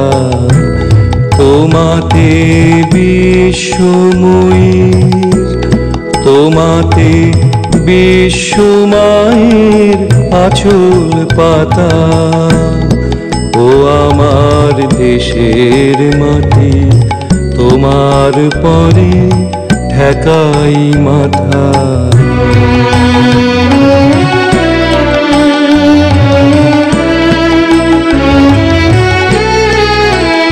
তুমি মিশেছো মোর দেহের সনে, তুমি মিলেছো মোর প্রাণে মনে, মিশেছো মোর দেহের সনে, তুমি মিলেছো মোর প্রাণে মনে।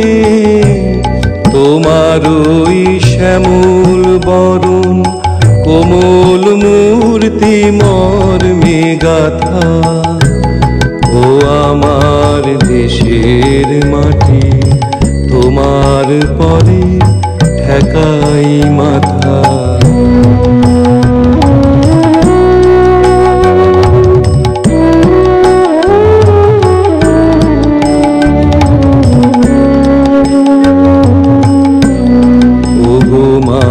তোমার কোলে জনম আমার মরণ তোমার বুকে, ও মা তোমার কোলে জনম আমার মরণ তোমার বুকে। তোমার পরে খেলায় আমার দুঃখে সুখে, তুমি অন্য মুখে তুলে দিলে, তুমি শীতল জলে জুড়াইলে, অন্য মুখে তুলে দিলে, তুমি শীতল জলে জুড়াইলে। তুমি যে সকল সহা সকল বহা মাতার মাতা, ও আমার দেশের মাটি তোমার পরে ঠেকাই মাথা।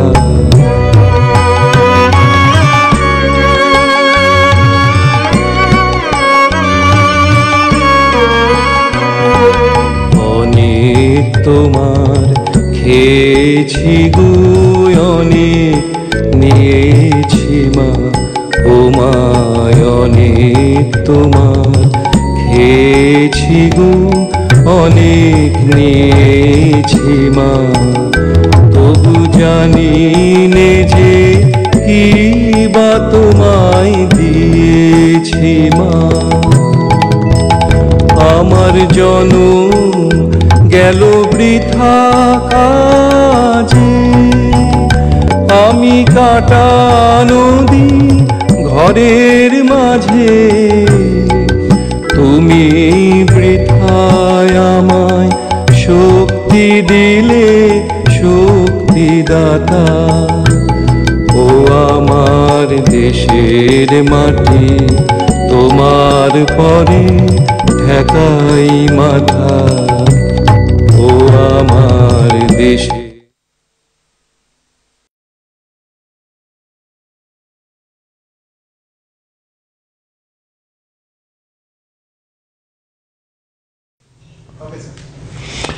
প্রিয় দেশবাসী, আমাদের সরকার টেকসই, নিরাপদ, ব্যয় সাশ্রয়ী ও পরিবেশ বান্ধব সড়ক নেটওয়ার্ক নির্মাণে প্রতিশ্রুতি হিসাবে বিদ্যমান রোড মাস্টার প্ল্যান 2009 হালনাগাদের উদ্যোগ গ্রহণ করেছে।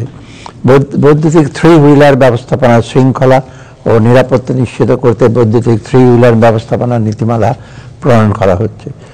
নিরাপদ, আরামদায়ক এবং সাশ্রয়ী হিসাবে রেল পরিবহন বিশ্বব্যাপী অত্যন্ত জনপ্রিয়। তবে বাংলাদেশে এই খাতে উল্লেখযোগ্য অগ্রগতি এখনও অর্জন করা সম্ভব হয়নি। আমরা এই অবস্থার আমূল পরিবর্তন ঘটাতে চাই। এ লক্ষ্যে 30 বছর মেয়াদী রেলওয়ে মাস্টার প্ল্যান অনুযায়ী Bangladesh railway double line track নির্মাণ, গেজ একীভূতকরণ, আধুনিক সিগন্যালিং সিস্টেমের প্রবর্তন, সমুদ্র বন্দরের সাথে রেল যোগাযোগের উন্নয়ন, আপগ্রেডেড লোকোমোটিভ প্রবর্তন এবং বৈদ্যুতিক ট্র্যাকশন প্রবর্তন ইত্যাদি পদক্ষেপ গ্রহণ করা হয়েছে। ঢাকা হতে ভাঙ্গা হয়ে যশোর পর্যন্ত রেল চলাচল শুরু হয়েছে এবং যমুনা রেলওয়ে সেতুর নির্মাণ কাজ শেষে রেল চলাচল শুরু হয়েছে। তথ্য ও যোগাযোগ প্রযুক্তি এবং বিজ্ঞান গবেষণা। প্রিয় দেশবাসী, ক্যাশলেস সোসাইটি বিনির্মাণ, আর্থিক সুশাসন প্রতিষ্ঠা এবং আর্থিক অন্তর্ভুক্তি ফাইন্যান্সিয়াল ইনক্লুশনের পরিসর বৃদ্ধিতে মোবাইল আর্থিক সেবা MFS গুরুত্বপূর্ণ ভূমিকা রাখছে। মোবাইল আর্থিক পরিষেবার মাধ্যমে প্রত্যন্ত অঞ্চলের জনগণের কাছে ব্যাংকিং সেবা পৌঁছে যাচ্ছে, যা তাৎক্ষণিক টাকা পাঠানো, সরকারি বিভিন্ন সামাজিক সুরক্ষার ভাতা গ্রহণ ও সেবার বিল পরিশোধ, রেমিটেন্স গ্রহণ সহ নানাবিধ আর্থিক সেবা সহজে প্রাপ্তির ক্ষেত্রে গুরুত্বপূর্ণ ভূমিকা রাখছে। প্রিয় দেশবাসী, সারা দেশে 5000 শিক্ষা প্রতিষ্ঠানে ICTD ডিজিটাল ল্যাব ও 300 শিক্ষা প্রতিষ্ঠানে ICTD স্কুল অফ ফিউচার স্থাপন করা হয়েছে। সারা দেশে 491টি উপজেলায় উপজেলা পরিষদ কমপ্লেক্সে তরুণ তরুণীদের প্রশিক্ষণ প্রদানের লক্ষ্যে উপজেলা সেবা ও তথ্য প্রযুক্তি প্রশিক্ষণ নির্মাণ করা হচ্ছে। তথ্য প্রযুক্তি খাতের সম্ভাবনা বিবেচনায় এবং এই খাতে নতুন নতুন উদ্যোক্তাদের উৎসাহিত করার লক্ষ্যে আগামী অর্থবছরে 100 কোটি টাকা স্টার্ট আপ তহবিল হিসাবে বরাদ্দ রাখার প্রস্তাব করছি। দেশে বিজ্ঞান চর্চা, বিজ্ঞান ও প্রযুক্তি বিষয়ে গবেষণা উন্নয়নের কাজে উৎসাহ ও অনুপ্রেরণা প্রদানের লক্ষ্যে বিভিন্ন বিশ্ববিদ্যালয় 2024-25 অর্থবছরে 492টি প্রকল্পের অনুকূলে প্রায় 16 কোটি 66 লক্ষ টাকার বিশেষ গবেষণা অনুদান প্রদান করা হয়েছে। উন্নয়নের সর্বোচ্চ স্তরে পৌঁছার জন্য বিজ্ঞান গবেষণার গুরুত্ব বিবেচনা আগামী অর্থবছরে মৌলিক বিজ্ঞান গবেষণা এবং সামুদ্রিক সম্পদ আহরণের সুষ্ঠু ব্যবস্থাপনার মাধ্যমে ব্লু ইকোনমির সম্ভাবনাকে কাজে লাগাবার লক্ষ্যে গবেষণা কার্যক্রম বাবদ 200 কোটি টাকা বরাদ্দের প্রস্তাব করছি। পরিবেশ ও জলবায়ু পরিবর্তন। প্রিয় দেশবাসী, জলবায়ু পরিবর্তনের প্রভাবে সবচেয়ে ঝুঁকির মুখে যে দেশগুলো রয়েছে, বাংলাদেশ তার মধ্যে শীর্ষে রয়েছে। জলবায়ু পরিবর্তনের নেতিবাচক মোকাবেলায় জলবায়ু পরিবর্তন ট্রাস্ট ফান্ডের মাধ্যমে বায়ু, উপকূলীয় ইকোসিস্টেম মূল্যায়ন, জলবায়ু সহনশীলতা অর্জনে গণমাধ্যমের সক্ষমতা বৃদ্ধি ইত্যাদি কার্যক্রম গ্রহণ করা হচ্ছে। জলবায়ু পরিবর্তনের ঝুঁকির গভীরতা ও গুরুত্ব বিবেচনায় প্রয়োজনীয় কার্যক্রম গ্রহণের লক্ষ্যে আগামী অর্থবছরে 100 কোটি টাকা বরাদ্দের প্রস্তাব করছি। প্রিয় দেশবাসী, এবার আমি আগামী অর্থবছরে সরকারের রাজস্ব আহরণের পরিকল্পনা আপনাদের সামনে তুলে ধরছি। রাজস্ব আহরণ কার্যক্রমের প্রত্যক্ষ কর, আয়কর। প্রিয় দেশবাসী, দেশের প্রত্যক্ষ কর ব্যবস্থাপনায় আধুনিক, ন্যায্য, করদাতা বান্ধব ও বিনিয়োগের বান্ধব করার ধারাবাহিকতায় 2025-26 অর্থবছরের বাজেটে বেশ কিছু উল্লেখযোগ্য উদ্যোগ গ্রহণ করা হয়েছে। আমি এ পর্যায়ে আয়করের বিধানে আনিত গুরুত্বপূর্ণ পরিবর্তন, সংশোধন ও পরিবর্তনের সারসংক্ষেপ উপস্থাপন করছি। প্রিয় দেশবাসী, অর্থ আইন 2024 এর মাধ্যমে 2025-26 কর বর্ষের জন্য ভবিষ্যাপেক্ষ প্রসপেক্টিভ কর হার ও সারচার্জ নির্ধারণ করা হয়েছিল। এর ধারাবাহিকতা অর্থ অধ্যাদেশ 2025-এর মাধ্যমে 2026-27 ও 2027-28 কর বর্ষের কর হার ও সারচার্জ নির্ধারণ করা হয়েছে। ফলে করদাতাগণ 2025-26, 2026-27 এবং 2027-28 এই 3 কর বর্ষের জন্য প্রযোজ্য কর হার সম্পর্কে আগাম ধারণা লাভ করতে সক্ষম হবে।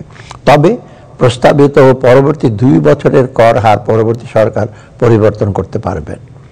প্রিয় দেশবাসী, 2026-27, 2027-28 কর বছরের জন্য স্বাভাবিক ব্যক্তি করদাতার ক্ষেত্রে করমুক্ত আয়ের সীমা বাড়িয়ে 3,75,000 টাকা করা হয়েছে।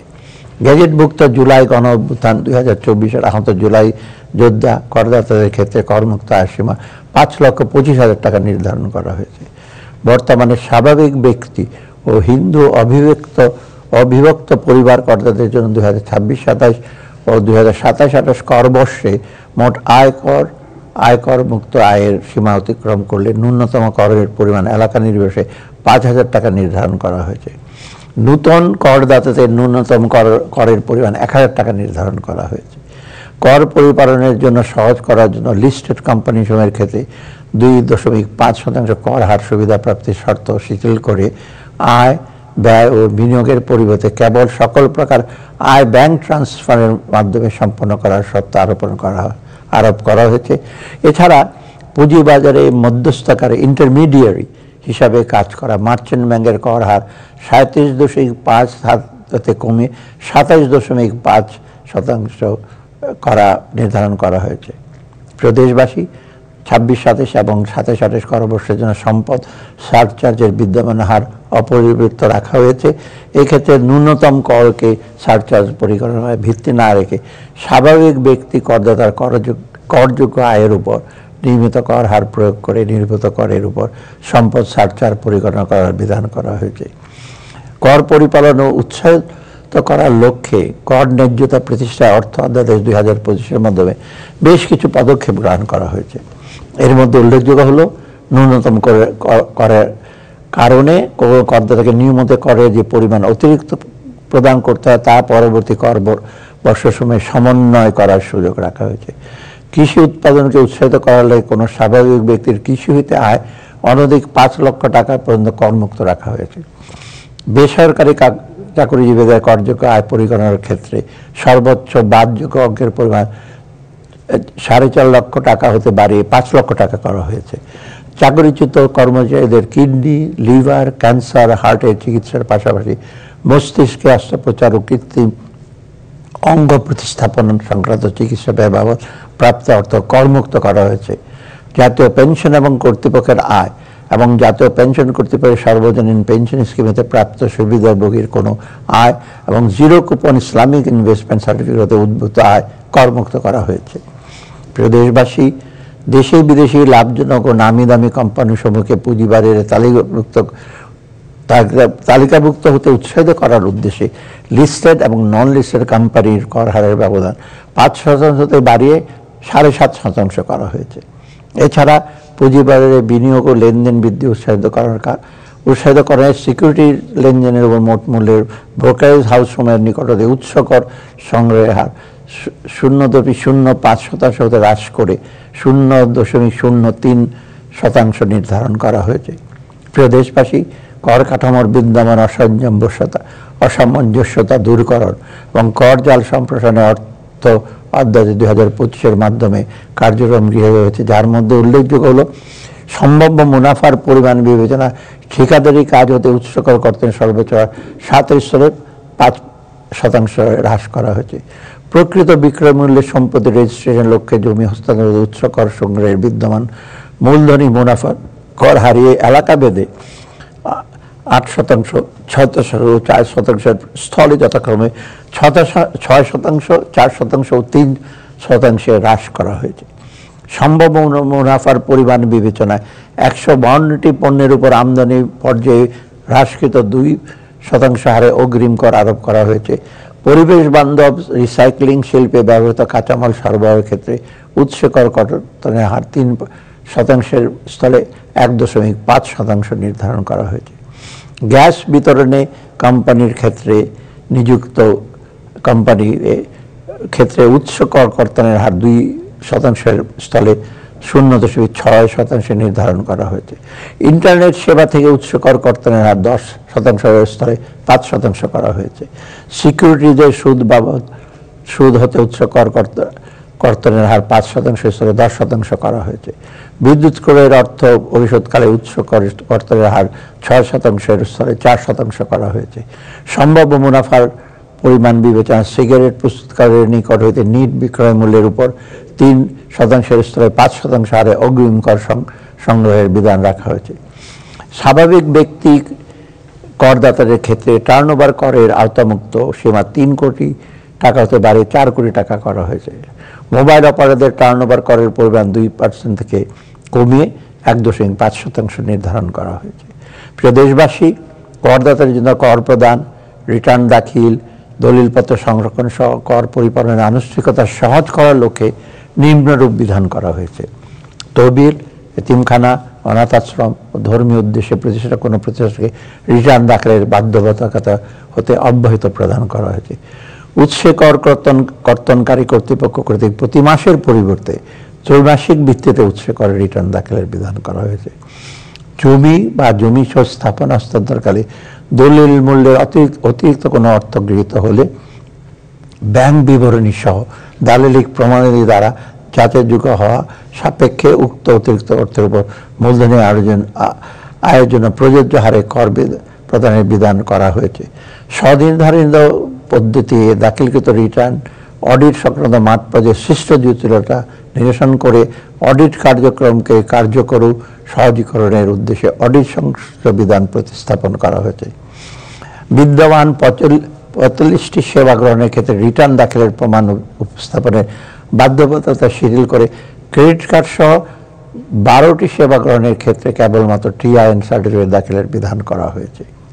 প্রিয় দেশবাসী, কর অব্যাহত যৌক্তিকরণ এর অংশ হিসাবে নিম্নরূপ কার্যক্রম গৃহীত হয়েছে। কর অব্যাহতের সুবিধার মেয়াদ 30 জুন 2025 তারিখে শেষ হবে এমন কতিপয় ক্ষেত্রে কর অব্যাহতের মেয়াদ বৃদ্ধি করা হয়নি। দীর্ঘ সময় ধরে কর অব্যাহতি এবং হ্রাসকৃত হারে কর প্রদানের সুযোগপ্রাপ্ত কতিপয় খাতের জন্য প্রযোজ্য বিদ্যমান হ্রাসকৃত কর হার সংশ্লিষ্ট প্রকরণের সমূহ বাতিল করা হয়েছে। তবে এসব কাজে জড়িত প্রান্তিক পর্যায়ের খামারি এবং উদ্যোক্তাগণকে উৎসাহ প্রদানের জন্য এই সকল খাততে প্রাপ্ত অনধিক 5 লক্ষ টাকা পর্যন্ত আয় কর মুক্ত রাখা হয়েছে।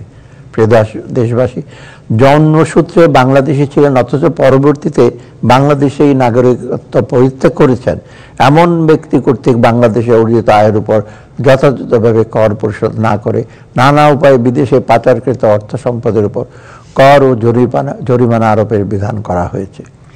বাজেটের অংশ হিসাবে প্রত্যক্ষ কর ব্যয় প্রতিবেদন ডাইরেক্ট ট্যাক্স এক্সপেন্ডিচার রিপোর্ট প্রকাশ করা হয়। জাতীয় রাজস্ব নীতির কর নীতি শাখা 2022-23 অর্থ বছরে প্রত্যক্ষ কর ব্যয় প্রাক্কলন করেছে, যার পরিমাণ 1,07,133 কোটি টাকা।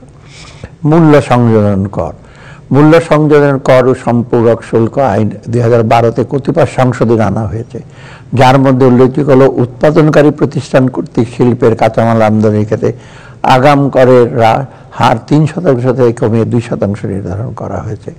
বাণিজ্যিক আমদানিকরণের ক্ষেত্রে আগাম কর 5%-এর পরিবর্তে 7.5% নির্ধারণ করা হয়েছে। বাণিজ্যিক আমদানিকরণ কর্তৃক স্থানীয় পর্যায়ে মূল্য সংযোগের পরিমাণ 50% বেশি না হলে ব্যবসায়ী পর্যায়ে ফাইনাল সেটেলমেন্ট করে পুনরায় ভ্যাট আরোপণ না করার বিধান করা হয়েছে। বিধি বহির্ভূত রেয়াত গ্রহণের ক্ষেত্রে জরিমানার পরিমাণ 50% থেকে 100% কমিয়ে 30 থেকে 50% নির্ধারণ করা হয়েছে। নির্মাণ সংস্থা, যোগানদার, C&F কর্তৃক রিটার্ন দাখিলের মেয়াদ প্রতি মাসের পরিবর্তে 6 মাস করা হয়েছে। আগাম কর সমন্বয়, রিফান্ড আবেদন ও রেয়াত গ্রহণের সময় 4 মাসের পরিবর্তে 6 মাস করা হয়েছে। প্রিয় দেশবাসী, কর GDP অনুপাত বৃদ্ধি সহ আদর্শ ভ্যাট ব্যবস্থা পরিবর্তনের লক্ষ্যে নিম্নোক্ত ক্ষেত্রে ভ্যাট হার কিছুটা বৃদ্ধি করা হয়েছে। বিভিন্ন MS প্রোডাক্ট এর উৎপাদন পর্যায়ে আরোপিত সুনির্দিষ্ট কর প্রায় 20% বৃদ্ধি করা হয়েছে। নির্মাণ সংস্থার সেবার বিপরীতে ভ্যাটের হার 7.5% পরিবর্তে 10% নির্ধারণ করা হয়েছে। অনলাইনে পণ্য বিক্রয় কমিশনের উপর ভ্যাটের হার 5% থেকে 15% নির্ধারণ করা হয়েছে। Self copy paper, duplex board, coated paper এর উৎপাদন পর্যায়ে ভ্যাটের হার 7.5%-এর পরিবর্তে 15% নির্ধারণ করা হয়েছে। প্লাস্টিকের তৈরি সকল ধরনের টেবিল ওয়্যার, কিচেন ওয়্যার, গৃহস্থালী সামগ্রী, হাইজেনিক ও টয়লেট্রি সামগ্রী সহ অনুরূপ যে কোনো পণ্যের উৎপাদন পর্যায়ে ভ্যাটের হার 7.5-এর স্থলে 15% নির্ধারণ করা হয়েছে। কটন সুতার উৎপাদন পর্যায়ে সুনির্দিষ্ট করের পরিমাণ 3 কেজি প্রতি 3 টাকার পরিবর্তে 5 টাকা নির্ধারণ করা হয়েছে। কৃত্রিম আঁশ, ম্যান মেড ফাইবার এবং অন্যান্য আঁশের সংমিশ্রণে তৈরি ইয়ার্নের উৎপাদন পর্যায়ে সুনির্দিষ্ট করের পরিমাণ প্রতি কেজি 3 টাকার পরিবর্তে 5 টাকা নির্ধারণ করা হয়েছে। ব্লেডের উৎপাদন পর্যায়ে ভ্যাটের হার 5% পরিবর্তে 7.5% নির্ধারণ করা হয়েছে। প্রিয় দেশবাসী, নিম্নলিখিত ক্ষেত্রে জনসাধারণকে কিছুটা স্বস্তি প্রদানের লক্ষ্যে কতিপয় ক্ষেত্রে ভ্যাট ও আবগারি শুল্ক এক্সাইজ ডিউটি অব্যাহত প্রদান করা হয়েছে। 1 লক্ষ টাকার পরিবর্তে 3 লক্ষ টাকা পর্যন্ত ব্যাংক কিস্তির উপর আবগারি শুল্ক অব্যাহত প্রদান করা হয়েছে। লিকুইডিফাইড ন্যাচারাল গ্যাস LNGর উপর আমদানি পর্যায়ে ভ্যাট অব্যাহত প্রদান করা হয়েছে। স্যানিটারি ন্যাপকিন, প্যাকেটকৃত তরল দুধ ও বল পয়েন্ট পেনের স্থানীয় ব্যবসায়ী পর্যায়ে ভ্যাট অব্যাহত প্রদান করা হয়েছে। 22 ইঞ্চির পর্যায়ে 30 ইঞ্চি পর্যন্ত কম্পিউটার মনিটরিংয়ের সব উৎপাদন ও ব্যবসায়ী পর্যায়ে ভ্যাট অব্যাহত প্রদান করা হয়েছে। নিম্নোক্ত ক্ষেত্রে সম্পূরক শুল্ক হার আরোপ, হ্রাস অথবা বৃদ্ধি করা হয়েছে। বাণিজ্যিক আমদানিকারক কর্তৃক সিগারেট পেপার আমদানির ক্ষেত্রে সম্পূরক শুল্ক হার 150% পরে 300% করা হয়েছে। ওটিটি বা ওভার দ্য টপ প্ল্যাটফর্ম সেবার সংজ্ঞা প্রদানপূর্বক এর উপর 10% সম্পূরক শুল্ক আরোপ করা হয়েছে। সকল ধরনের আইসক্রিমের উপরে সম্পূরক শুল্ক 10% পরিবর্তে 5% নির্ধারণ করা হয়েছে। প্রিয় দেশবাসী, রাজস্ব আদায় বৃদ্ধি, দেশীয় শিল্পের বিকাশ এবং জনস্বার্থের নিম্নোক্ত বিধান করা হয়েছে। হাসপাতাল বেড উৎপাদনে ব্যবহৃত প্রয়োজনীয় উপকরণ ও খুচরা যন্ত্রাংশ আমদানি স্থানীয়ভাবে ক্রয়ের ক্ষেত্রে সমুদায় ভ্যাট 30 জুন 2030 পর্যন্ত খ্রিস্টাব্দ পর্যন্ত অব্যাহত প্রদান করা হয়েছে। এপিআই অ্যাক্টিভ ফার্মাসিউটিক্যাল ইনগ্রেডিয়েন্টস উৎপাদনের ক্ষেত্রে উৎপাদন পর্যায়ে ভ্যাট অব্যাহত সুবিধা মেয়াদ 30 জুন 2030 খ্রিস্টাব্দ পর্যন্ত বৃদ্ধি করা হয়েছে। মোবাইল ফোন উৎপাদন ও সংযোজনের ক্ষেত্রে বিদ্যমান ভ্যাট অব্যাহত সুবিধা কিছুটা হ্রাসপূর্বক মেয়াদ 30 জুন 2027 খ্রিস্টাব্দ পর্যন্ত বর্ধিত করা হয়েছে। এলপিজি সিলিন্ডারের স্থানীয় পর্যায়ে উৎপাদন পর্যায়ে বিদ্যমান ভ্যাট অব্যাহত সুবিধা কিছুটা হ্রাসপূর্বক অব্যাহত মেয়াদ 30 জুন 2027 খ্রিস্টাব্দ পর্যন্ত বর্ধিত করা হয়েছে। ওয়াশিং মেশিন, মাইক্রোওয়েভ ওভেন ও ইলেকট্রিক ওভেনের উপর স্থানীয় উৎপাদন পর্যায়ে বিদ্যমান ভ্যাট অব্যাহত সুবিধা কিছুটা হ্রাসপূর্বক অব্যাহত মেয়াদ 30 জুন 2030 খ্রিস্টাব্দ পর্যন্ত বর্ধিত করা হয়েছে। সাধারণ আইসিইউ, অ্যাম্বুলেন্স সহ হাইব্রিড ও ইলেকট্রিক ভেহিকেলকে 30 জুন 2030 খ্রিস্টাব্দ পর্যন্ত শর্ত সাপেক্ষে ভ্যাট অব্যাহত প্রদান করা হয়েছে। সাবান ও শ্যাম্পুর কাঁচামাল, লেপজা এবং এসএলইএস এর স্থানীয় উৎপাদনের ক্ষেত্রে ভ্যাট অব্যাহত সুবিধা কিছুটা হ্রাসপূর্বক অব্যাহত মেয়াদ 30 জুন 2027 খ্রিস্টাব্দ পর্যন্ত বর্ধিত করা হয়েছে। লিথিয়াম ও গ্রাফিন ব্যাটারি উৎপাদনের ক্ষেত্রে উৎপাদন পর্যায়ে 30 জুন 2027 সাল পর্যন্ত সমুদায় মূল্য সংযোজন কর এবং 1 জুলাই 2028 থেকে 30 জুন 2030 পর্যন্ত 5% অতিরিক্ত ভ্যাট অব্যাহত প্রদান করা হয়েছে। ই বাইকের স্থানীয় উৎপাদনের ক্ষেত্রে 5% অতিরিক্ত ভ্যাট 30 জুন 2030 খ্রিস্টাব্দ পর্যন্ত অব্যাহত প্রদান করা হয়েছে। রেফ্রিজারেটর, ফ্রিজার, এয়ার কন্ডিশনারের কম্প্রেসার উৎপাদনের জন্য কতিপয় প্রয়োজনীয় উপকরণ আমদানির ক্ষেত্রে আমদানি পর্যায়ে সম্পূরক 30 জুন 2028 খ্রিস্টাব্দ পর্যন্ত অব্যাহত প্রদান করা হয়েছে। Sterile, surgical catgut, surgical suture, lifts and skip হোয়েস, সেট টপ বক্স এবং বল পয়েন্ট কলম আমদানি পর্যায়ে ভ্যাট অব্যাহত প্রত্যাহার করা হয়েছে। আমদানি ও রপ্তানি শুল্ক। প্রিয় দেশবাসী, 2025-26 অর্থ বছরের বাজেট আমদানি শুল্ক কর বিষয়ে গুরুত্বপূর্ণ প্রস্তাবসমূহ উপস্থাপন করছি। বিদ্যমান শুল্ক কর কাঠামো পুনর্বিন্যাস। আগামী অর্থ বছরে বিদ্যমান 6 স্তর বিশিষ্ট শুল্ক কাঠামো পুনর্বিন্যাস করে এটি নূতন স্তর 3% যুক্ত করার প্রস্তাব করা হয়েছে। একই সাথে আমদানি পর্যায়ে 12 স্তর বিশিষ্ট সম্পূরক শুল্কের পাশাপাশি নতুন একটি সম্পূরক শুল্ক হার 40% নির্ধারিত প্রস্তাব করা হয়েছে। তবে সর্বসাধারণের সুবিধার্থে নিত্য প্রয়োজনীয় পণ্য, প্রধান খাদ্যদ্রব্য, সার, বীজ, জীবন রক্ষাকারী ঔষধ এবং তুলা সহ আরও কতিপয় শিল্পের কাঁচামালের ক্ষেত্রে বিদ্যমান শূন্য শুল্ক হার অপরিবর্তিত রাখার প্রস্তাব করছি। শুল্ক কর যৌক্তিকীকরণ। আমদানি পণ্যের শুল্ক কর হার পর্যায়ক্রমে হ্রাস করা এবং মার্কিন যুক্তরাষ্ট্রের সাথে বাণিজ্য সংলাপের প্রস্তুতির অংশ হিসেবে 110টি পণ্যের আমদানি শুল্ক সম্পূর্ণ প্রত্যাহার, 65টি পণ্যের আমদানি শুল্ক হ্রাস, 9টি পণ্যের সম্পূরক শুল্ক সম্পূর্ণভাবে প্রত্যাহার এবং 442টি পণ্যের সম্পূরক শুল্ক হ্রাস করার প্রস্তাব করা হয়েছে। ট্যারিফ ও ন্যূনতম মূল্য যৌক্তিকরণ। প্রিয় দেশবাসী, বর্তমানে বলবৎ ন্যূনতম ট্যারিফ মূল্য পর্যায়ক্রমে প্রত্যাহার করার অংশ হিসাবে বিদ্যমান সকল ট্যারিফ মূল্য প্রত্যাহারের প্রস্তাব করা হয়েছে। একই সাথে 84টি পণ্যের ন্যূনতম মূল্য প্রত্যাহার এবং 63টি পণ্যের ন্যূনতম মূল্য বৃদ্ধি করে শুল্ক মূল্য যৌক্তিক করার প্রস্তাব করা হয়েছে। নিত্য প্রয়োজনীয় পণ্যের অত্যাবশ্যক পণ্যের শুল্ক হ্রাস, শুল্ক কর হ্রাস। প্রিয় দেশবাসী, পেট্রোলিয়াম জাতীয় পণ্যের উপর মূল্য স্থিতিশীল রাখার লক্ষ্যে অপরিশোধিত এবং পরিশোধিত উভয় ধরনের পেট্রোলিয়াম আমদানিতে শুল্ক কর হ্রাস করা এবং সকল পণ্যের ট্যারিফ মূল্য প্রত্যাহারের প্রস্তাব করা হয়েছে। এছাড়া পরিশোধিত চিনির আমদানি শুল্ক হ্রাসের প্রস্তাব করা হয়েছে। শিল্প খাতে সহায়তা এবং ন্যায়সঙ্গত প্রতিরক্ষণ প্রদান, শিল্প খাতের প্রণোদনা অংশ হিসাবে বিভিন্ন পণ্য উৎপাদনের জন্য প্রয়োজনীয় কাঁচামাল আমদানিতে বিদ্যমান শুল্ক হার হ্রাস করার প্রস্তাব করা হয়েছে।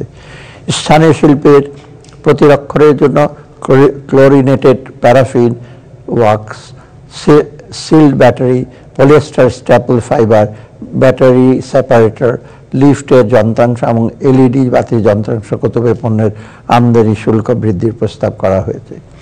ঔষধ শিল্প, ক্যান্সার প্রতিরোধক ঔষধ সহ সকল ধরনের ঔষধ শিল্পের কাঁচামাল আমদানি এবং এপিআই অ্যাক্টিভ ফার্মাসিউটিক্যাল ইনগ্রেডিয়েন্ট তৈরির কাঁচামাল আমদানিতে শুল্ক কর অব্যাহত সুবিধা সম্প্রসারণের প্রস্তাব করা হয়েছে। কৃষি, কোল্ড স্টোরেজ স্থাপনে প্রয়োজনীয় যন্ত্রপাতি আমদানিতে রিয়াতি সুবিধা প্রদান করে একটি নতুন প্রজ্ঞাপন জারির প্রস্তাব করা হয়েছে। স্থানীয়ভাবে কৃষি যন্ত্রপাতি উৎপাদনকে উৎসাহিত করতে কম্বাইন হারভেস্টার তৈরি যন্ত্রাংশ আমদানিতে বিদ্যমান শুল্ক হারের প্রস্তাব করা হয়েছে।